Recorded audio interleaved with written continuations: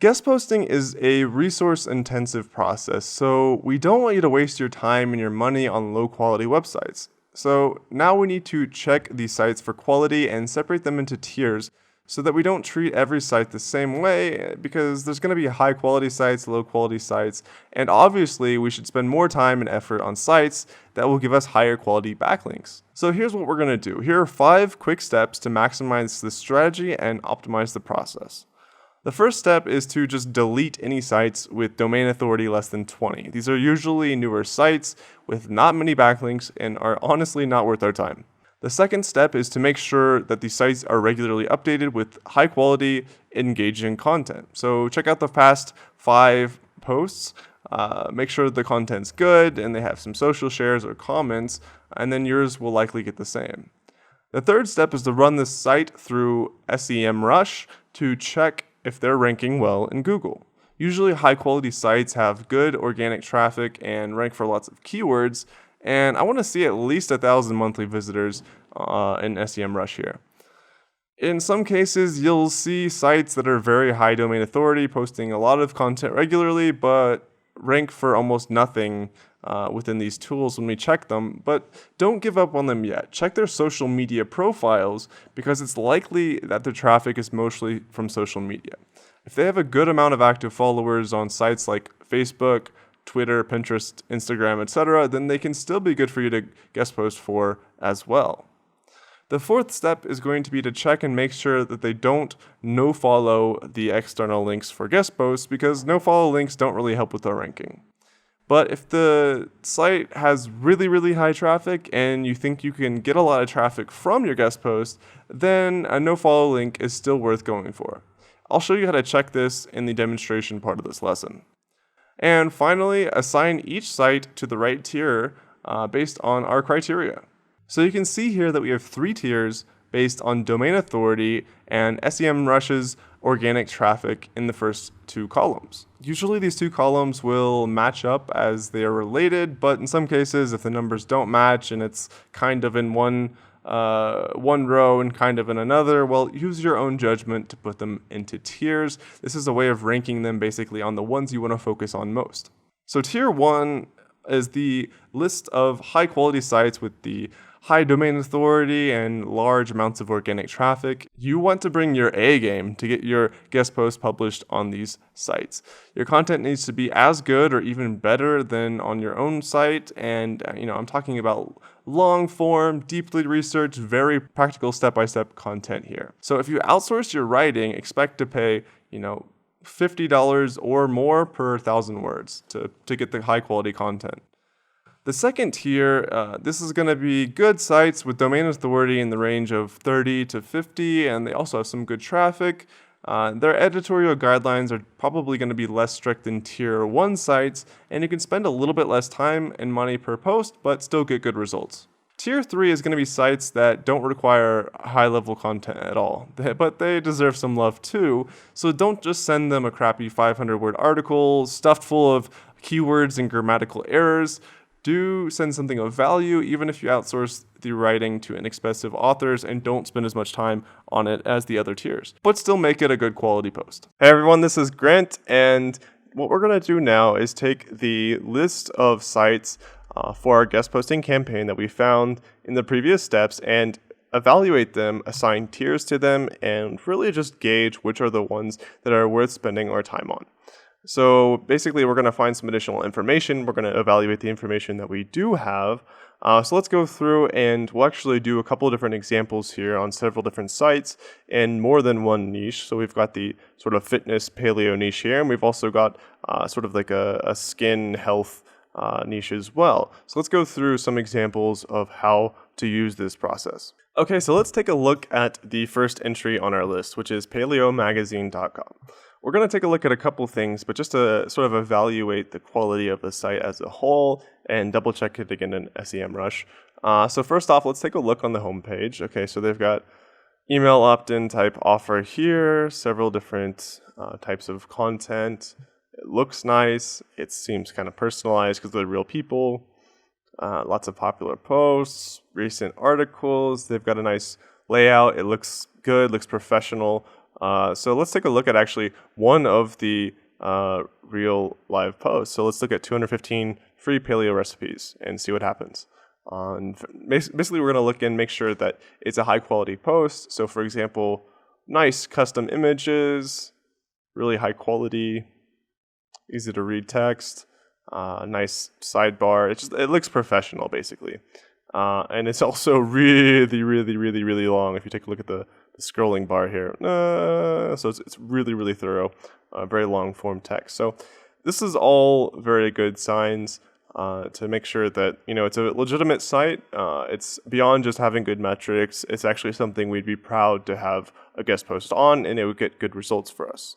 So another thing we want to take a look at is also to double check the post as well, or the site as well, back in SEMrush to make sure that it's got good metrics. So, for example, this is one that we've looked at before. It's got 40,000 per month search. And if you remember, it's going to be actually a lot higher than that if we factor in the real number. And basically the metric that we've talked about before is that if it's got over 1,000 per month, it's worth pursuing, or at least it's definitely not worth pursuing if it's below 1,000. This is 40 times that, so that's pretty good. And also the domain authority that we looked at was, I believe, 47 or 51. Yeah, so the numbers have changed slightly since I originally checked it, but basically the domain authority is above 20 and significantly above 20, and the traffic is significantly above 1,000. The site looks really nice.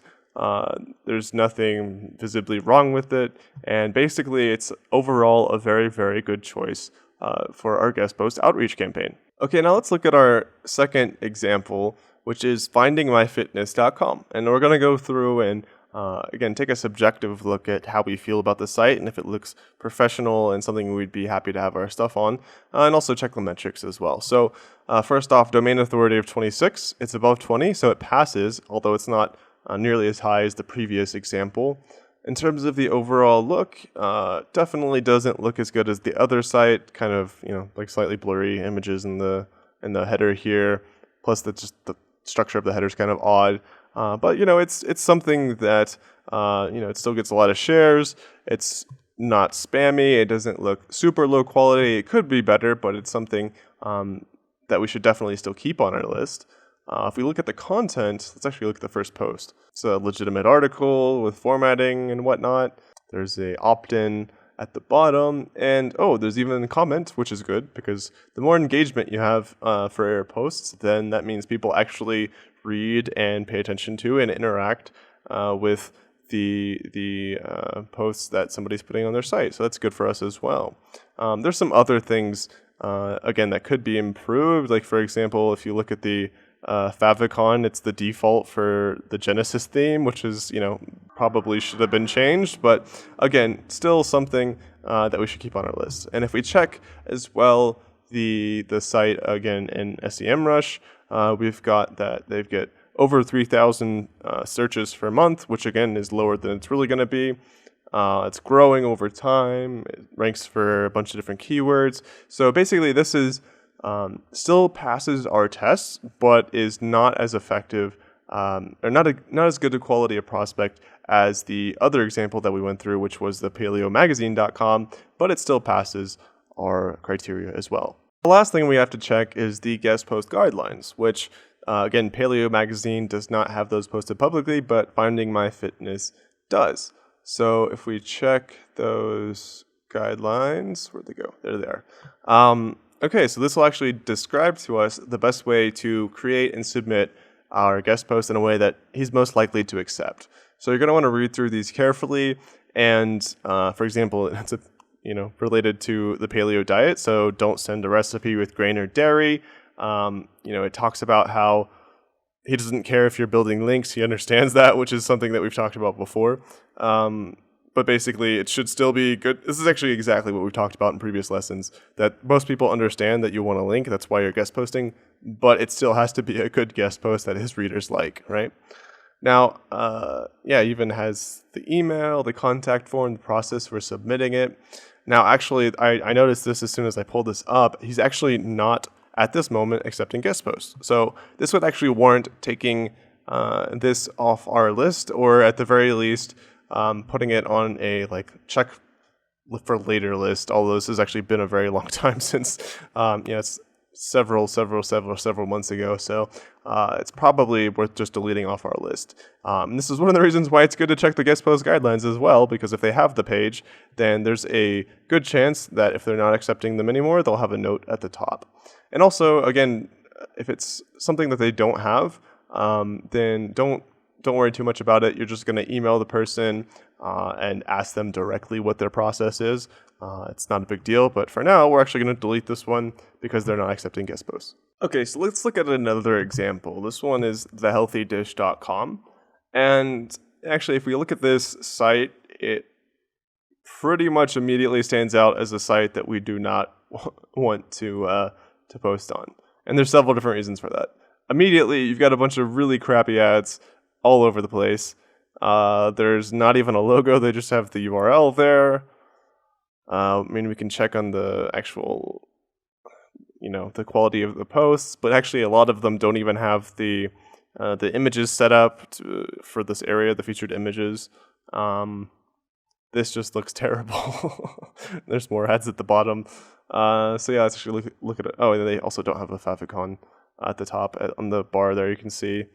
And they don't have the meta information filled out either. Well, actually, they do a little bit, but it looks bad. Okay, quality of the article is horrible because there's no formatting and just looks just bad. And if we look at the domain authority as well, it's 17, fails our test there. And also, if we check SEMrush, fails that miserably as well, less than 300 people per month, and it's going down as well. So, all in all, just absolutely one to remove from their list because it's not worth spending our time on. The last thing we could check is, for example, they have social icons here at the top, and sometimes if, for example, you can see some social metrics here, sometimes people have a marketing strategy which is pretty much 100% based on social media, so, their backlinks and other things are not up to par, so we should at least double check that really, really quick. So we can check Twitter followers, they have less than 200. Facebook page, less than 600 people have liked it. That is a conclusive, decisive, let's strike this off our list kind of assessment, right? So you can see we've talked about other sites which are absolutely great to go through, but that's an example. This healthydish.com, thehealthydish.com, is an example of one we should absolutely not waste any time on, because if you think about it, you're spending either your time or your money, or your effort or what have you, and it would basically be a total waste to try and get a guest post on this site. It's just not worth pursuing whatsoever. Okay, so let's review another website, and this one's actually in the second niche that we're going through, which is the skincare niche. So we switched over from the paleo fitness to skincare. And so, we can kind of go through this website, and they've got AdSense ads, branded images that you can see here, even with the date. They collect email addresses, which is good because, any serious blog, they really focus on building that audience. Got lots of guides to different things. Yeah, and it's got a clean design. It's well formatted. So there's a lot of other things we need to check, but basically this is a good initial start. So we can check the domain authority, which is 20, which is pretty low, but it's passing domain authority. And so basically what we should do is check the other metrics to see if we should go with this site or not. So they've also, actually we can see that they take guest posts, because here's a guest author posting, guest post by Sean Tracy. Here's another one. So they get a lot of guest posts, which is good for us. So let's take a look at a couple different pages. So for example, here's what an actual article looks like. They have table of contents. It's well formatted, easy to read, lots of images, long form posts. Yeah, good stuff. Not bad at all. And it's got social shares, which is always good. So there's a lot of other things we need to look at as well. So for example, let's check the SEMrush metrics. So we've got for manliness kit, which is a funny name. So we've got 11,000 for organic search, which is above 1,000. If we look at the traffic graph, it's clearly growing pretty quickly over time. ranks for lots of keywords. Those are all good metrics. So even though it's kind of borderline with the domain authority, which was 20, the organic search is still quite high, which is kind of interesting because the backlinks are actually very low. So I'm wondering if he gets a lot through social or, I don't know, buying traffic or something, which is kind of interesting. But if we go through, and there's a couple other things we need to check. So let's look at the guest posts. So this is a guest post by Sean Tracy.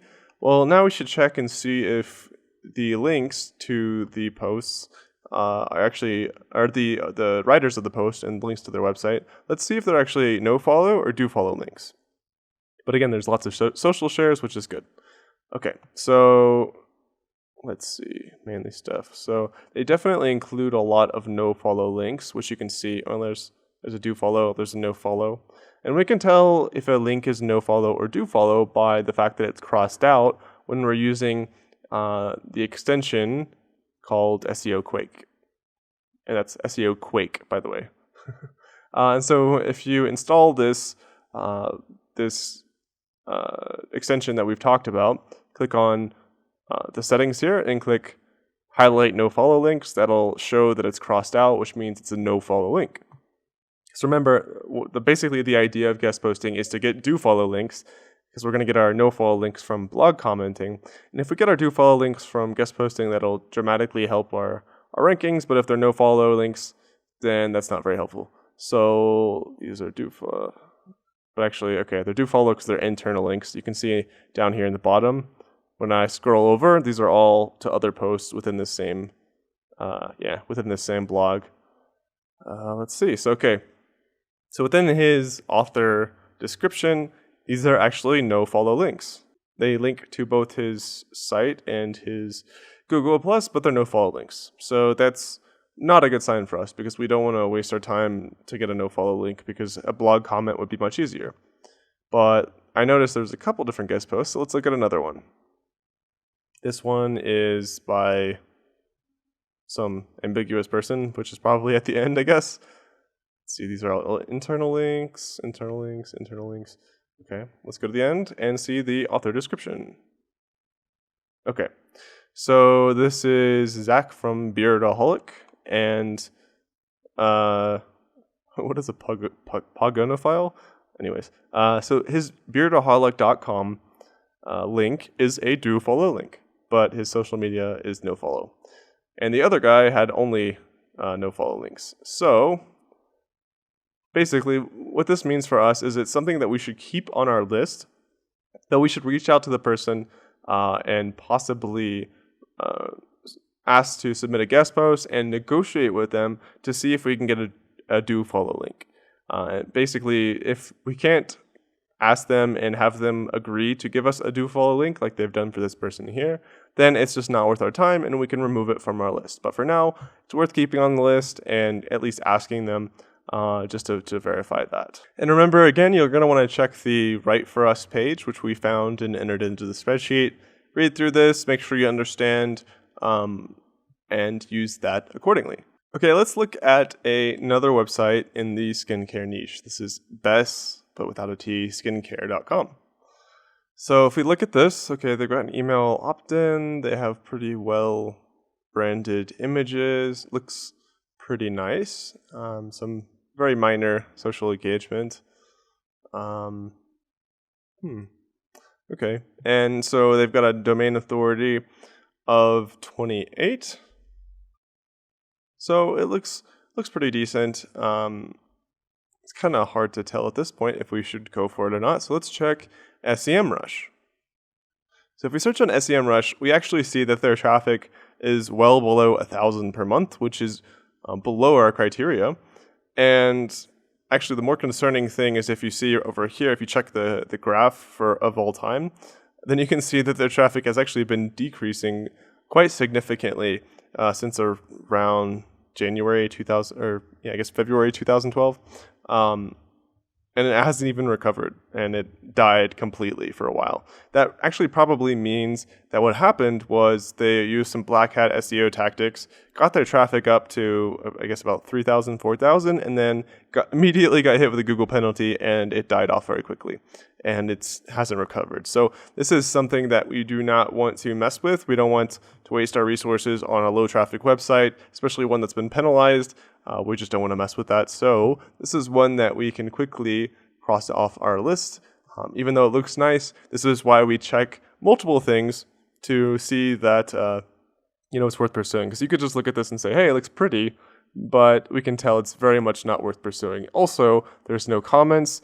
There's also the date that the last post was written was several months ago. At the time I'm recording this video, it's like, 4 months ago or something. We want a very active post with very active site with very frequent posts. And so this is just completely not worth pursuing, even though superficially it might look nice because of how it looks and also the domain authority, but those details that we just discovered are very important. So we're going to cross this one off our list. Okay, let's talk about another site, which is styleontheside.com. So as we go through this site, we can see looks well made, lots of very recent articles, so it seems to be very active.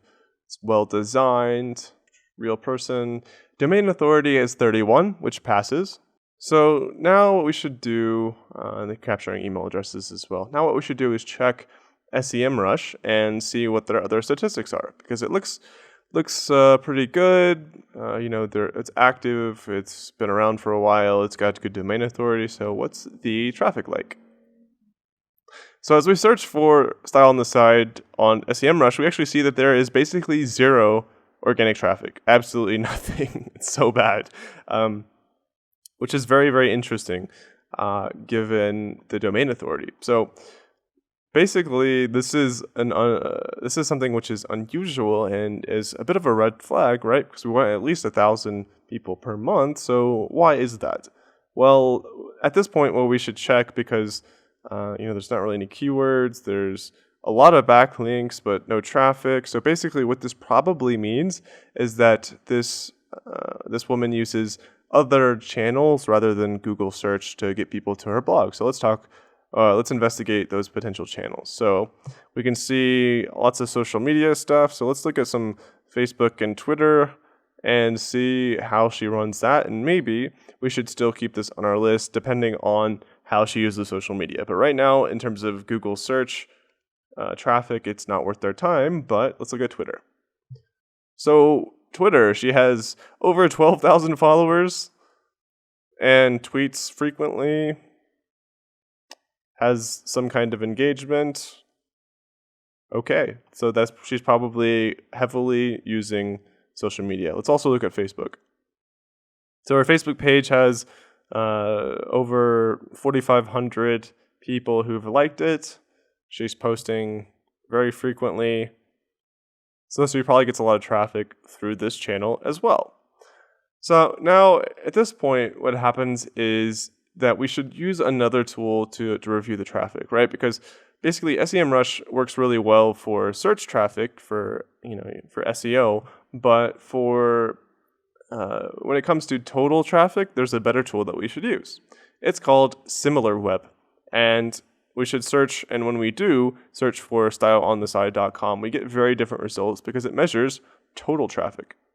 So you can actually see that her total traffic is actually about 9,000 people per month, right? Which is way above 4. And the reason is it comes mostly via, social media and a couple other sources. So that's actually worth paying attention to. So if we go down and actually look at the traffic sources, which you can also see, and this is a free account, by the way, I'm not even signed in or anything, you can see the actual types of traffic that are used. So there's lots of display, lots of referrals, and this doesn't show the exact referral information, but actually what we can do is go ahead and search for her name, Caroline Topperman, search on Google for it. So if we do that, it'll give us an idea of where the referral traffic is coming from. So if we search on Google for just her name, what we get is, of course, her blog. We get Huffington Post, which is probably a big reason why she still gets traffic. We get more Huffington Post, Blogspotter, this thing. So anyways, there's basically some other places that she's featured and as a guest post or what have you, which is then redirecting those visitors back to her site, which is good for her and actually good for us because it means we should keep this on our list. It's a little bit of an unusual finding, but that means that the domain authority passes, the traffic passes all our criteria. It looks like a legitimate site. So maybe it's not one that's quite as good as some of our other findings that do get a lot of search traffic, but it's something we should at least test out and see if it gets us some of the results we're looking for. Now, there's another type of site that we should take a look at as well, which is not a blog, it's instead a magazine. So for example, we have hellogiggles.com. Has a very high domain authority and massive traffic, right? So we should take a look at how these sites work because that's a little bit different than a blog. Okay, so let's talk about specifically, let's start with Hello Giggles, which is a magazine, not a blog. And again, it has almost 500,000 people per month. So it's absolutely massive, right? So basically, it's a really, really, really big website. And if you scroll to the bottom, it's got an About Us section. And it's a very broad website because it's so massive, but it's a positive online community for women, although men are welcome to, covering all these different topics about women. And it's a platform for writers and artists, etc. So basically, what this is a massive website with a ton of different articles that generally relate to women. So for example, if you're in the skincare niche, then it's a great example of a place that you can submit an article to about skincare because that relates to women. And it's a great option for that. And one thing to keep in mind, so for example, you can see massive traffic, so much backlinks, rapid growth, really good option for us. 267,000 keywords. So the process is a little, I like that actually. The process is a little bit different for submitting articles to this kind of site, right? Because the other options that we talked about are blogs, and this is a magazine. So rather than using the pre-outreach stuff that we've talked about, it's not something that we're really going to use with these types of websites because it's not a single person behind them, and it doesn't make sense to connect and try and build rapport with a big brand on social media before reaching out to them. In fact, these types of sites tend to have editorial teams that really only care about just getting good content that meets their standards. So when it comes to submitting content to these types of sites, the main thing is basically a really, really high quality piece that meets exactly their standards and pitching it in the right way. And you can skip straight to the outreach part, and again, you can skip the pre-outreach part. So you're gonna, they have the emails here. They should reach out to them directly, and basically, you're just gonna try and give them a really solid pitch, and convince them that you can write really good content and are gonna contribute to their brand in the way that they want. So you're gonna want to take a look at their site, dig a bit deeper in terms of the types of content they produce, and get an idea of what they would be most interested in, and just give them a really good pitch. And then you can hopefully get some links from a domain authority of 75 and traffic of about 500,000, that type of site to link to you, which is massively helpful. And same thing with mindbodygreen.com, another massive site, almost 1 million per month. So really good options to reach out to and get featured on.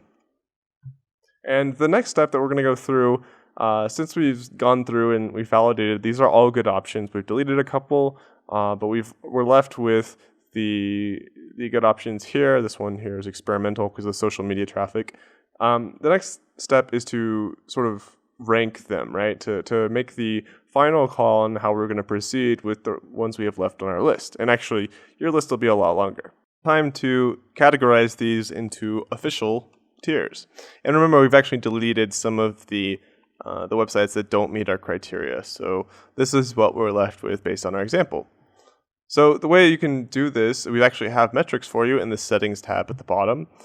These are the different tiers that you're going to evaluate sites based on. So tier 1 is very high DA, over 50, lots of traffic, over 50,000. And the idea here is that based on the tier that it is, this is how you should spend your time, right? And also like how much the content will cost, etc. Because if you're getting, again, from the examples that we've gone through, if you're getting links and a guest post on a site with 70 DA of 79, again, that's domain authority, and traffic of 1 million per month, well, then it's worth spending the time and energy and money to build epic content to make sure that they accept your post. Whereas if it's a very low traffic blog with low domain authority, then the link isn't worth as much, so we should not invest as much time.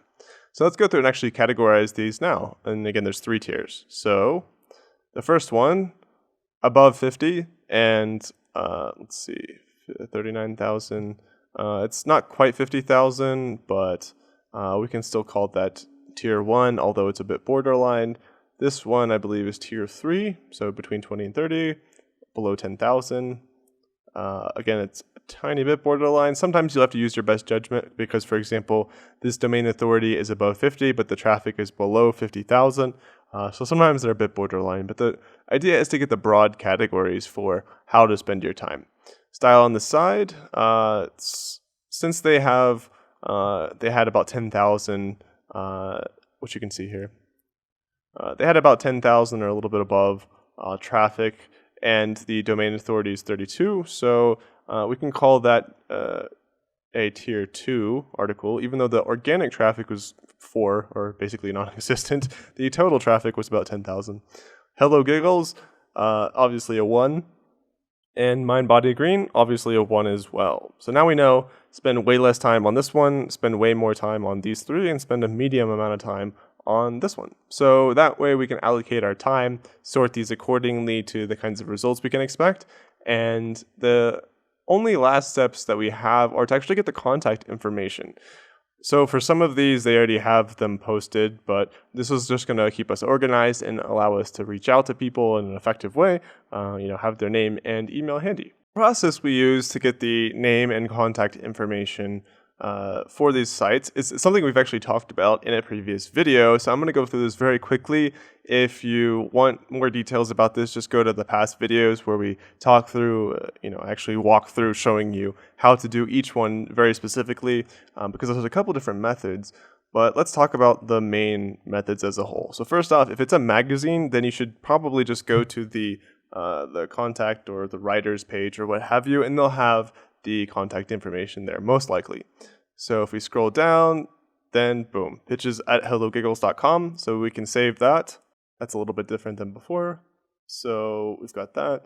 Not all of these will have that information, so we got to go through a couple other processes as well. So if you remember from the past video, we talked about there's basically 3 different ways that we can find contact information. We can go to a site and go to the About page or the Contact Us page, and sometimes they list their email there. For example, I believe we showed you that with paleomagazine.com. They didn't have their email address there. So instead what we did was we added our email address to their opt-in box, and then they email you right away saying, yeah, thanks for subscribing, confirm your email or whatever. And the email that you get from them will have their contact email in it. So that's the second way. The third way is to take the URL and put it in this free tool here called Email Hunter, and it'll find the address for you.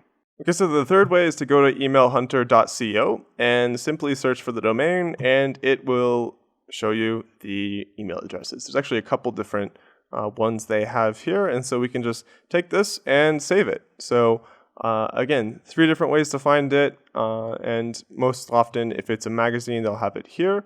But then you can just go through, fill in the information for your prospects that you found, and there you go. And then at that point, you are good to go and move on to the next step, where we'll be talking about how to warm up your prospects and start getting in touch with these people that you've now made this prospect list on. You've found their contact information, you've categorized them and verified that they're all good prospects to pursue. And then we're going to reach out to them in the next video.